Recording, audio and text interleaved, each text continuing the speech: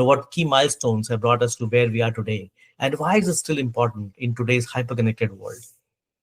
Sure, glad to. So Wi-Fi actually started in 1999, and initially it supported only about 80 megahertz of spectrum, so 20 megahertz channels in the 2.4 gigabits band, and delivered about 11 megabits per second speed. Obviously, at that speed, you're basically doing email, some light web surfing, stuff like that. Intel's first foray into Wi-Fi in a big way was in 2003, where we launched our Intel Centrino platform, which was a full, that any Centrino product came with Wi-Fi integrated into the system.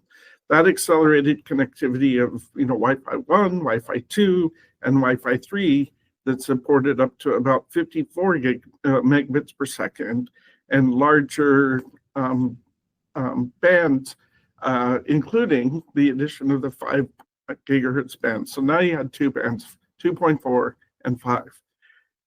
In the years that followed that, more generations came. Wi-Fi 4, Wi-Fi 5 in particular, added different bandwidths, added multiple antenna technologies, and essentially were really the time when the number of devices that were implementing Wi-Fi as their main radio solution exploded.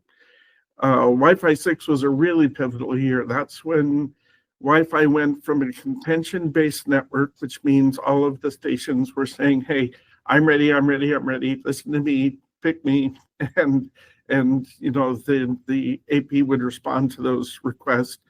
The Wi-Fi 6 was when we moved to OFDMA, which is a more managed network where it actually was managed in a way that traffic is prioritized and stations are told when to transmit, when not, etc., which actually improves the efficiency of the network as well as the capacity of the network by doing that. So Wi-Fi 6 was big.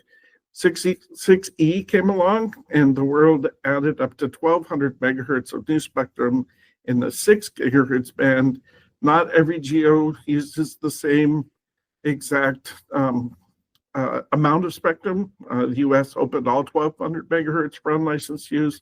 Other geos opened smaller aspects, the lower parts or the upper parts, etc. And some, like China, didn't open any of that 6 gigahertz spectrum to date.